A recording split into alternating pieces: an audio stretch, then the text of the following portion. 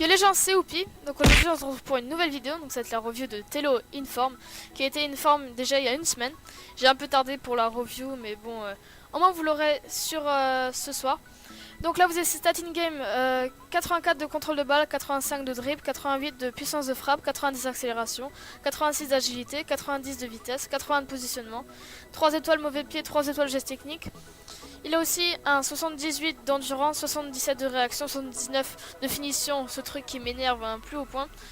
Et donc ce joueur m'a vraiment beaucoup déçu, j'étais déjà surpris parce qu'il a seulement 3 étoiles geste technique, alors que c'est quand même un joueur qui skill beaucoup dans la vraie vie. Et donc ça m'a aussi gêné dans sa façon de jouer parce que c'est quand même assez limité au niveau des gestes techniques alors qu'il est quand même très agile et très bon au niveau des dribbles. Donc cette fois-ci je vais commencer par les points négatifs.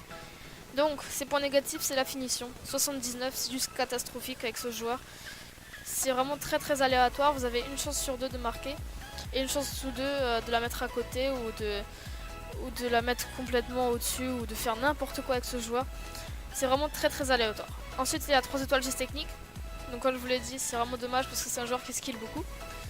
Il y a 3 étoiles mauvais pied. C'est aussi dommage parce que déjà avec son 79 de finition qui est vraiment c'est très dur de marquer avec lui et en plus il est 3 étoiles mauvais pied donc c'est encore plus compliqué. Je vous explique pas la galère. C'est une biscotte. Il a un 57 de physique. Il se fait bouger mais voilà, j'ai jamais vu un joueur qui se fait autant bouger que lui. Parce dès qu'il se fait bouger à l'épaule, il tombe. Il tombe et vous perdez directement la balle. Même s'il fait la différence avec sa vitesse, il tombe directement. Tout ce qui est niveau de la tête, c'est très mauvais aussi. Il est petit donc il prend pas beaucoup de ballons de la tête et il a pas une grande extension. Donc ne centrez pas avec lui. Ensuite coup de pied arrêté très mauvais aussi parce que c'est tout est très mauvais en coup de pied arrêté. Coup franc j'ai testé, c'est vraiment très mauvais. Et les penalties c'est pareil, ils ont exactement la même stat, c'est un 54. Et la contribution en attaque qui est moyenne, donc ça m'a vraiment beaucoup gêné parce que j'ai dû le chercher. Il faut vraiment le chercher et s'appuyer beaucoup sur son côté pour essayer de le trouver parce que c'est vraiment très compliqué de jouer avec lui. Il a quand même quelques points positifs malgré ça, qui soit quand même très mauvais. Il a la vitesse et l'accélération, c'est juste un bordel ce gars. Il va extrêmement vite et en plus il a une très grosse agilité. Donc il a un 90 de vitesse et d'accélération. Donc si vous tombez contre des défenseurs droits, défenseurs gauche assez lents, il vous les grillera largement. Contrôle de balle très intéressant, 84. Son toucher de balle est très bon. 86 d'agilité. Comme c'est la même chose que les contrôles de balle. Ça revient à chaque fois. C'est dommage qu'il n'ait pas les 4 étoiles parce que ce serait vraiment un bordel techniquement.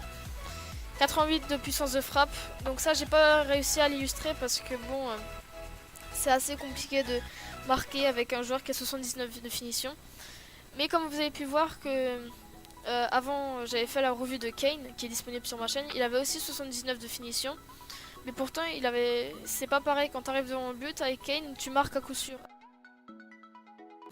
Avec le Telo tu peux pas marquer, c'est vraiment très aléatoire. Donc les 88 de puissance de frappe, j'ai pas réussi à les illustrer. Et donc là vous avez déjà le dernier clip de cette review, un petit clip en skill. Donc j'ai essayé de m'amuser un peu avec les 3 étoiles de technique. Mais c'est très compliqué. Long shot, c'est pas bon non plus. Faut vraiment pas chercher de jouer avec lui parce qu'il est vraiment très mauvais. Et je vous ai expliqué pourquoi. Parce qu'il y a un autre joueur qui fait largement l'affaire. C'est un Quaresma. Et je vous conseille de l'acheter parce que le Telo, déjà, c'est une forme. Il coûte cher. Donc l'achetez pas parce qu'il est vraiment très mauvais cette année. Donc vous avez eu tous les clips du Telo Inform. J'espère que je vous ai tout. Donc là vous avez ses points positifs, points négatifs. Donc en point positif on peut noter la vitesse, contrôle de balle, agilité, puissance de frappe et la réaction. Et en point négatif, finition, saut de tête, 3 étoiles geste technique, 3 étoiles mauvais pied, contribution moyenne en attaque, physique. Et j'ai mis un 13 sur 20. Donc sa fourchette de prix est de entre 11 500 et 17 500. C'est pas trop cher pour un uniforme, mais vaut mieux acheter un Quaresma qui sera beaucoup moins cher. Donc vaut-il vraiment la peine? Pour moi cette année c'est un non. C'est vraiment dommage parce que la carte fait vraiment rêver. Donc pour moi c'est une déception, Quaresma fait l'affaire pour moins de crédit. Donc voilà, la vidéo est terminée, j'espère que je vous ai tout dit sur ce joueur. Et n'hésitez pas à la partager, à la liker, tout ce que vous voulez. Merci à toutes les chaînes communautaires qui m'uploadent très souvent. Et puis on se retrouve pour la Saint-Patrick Cup. A plus les gars, et on se retrouve pour la Saint-Patrick Cup. Et on va espérer qu'on va la gagner.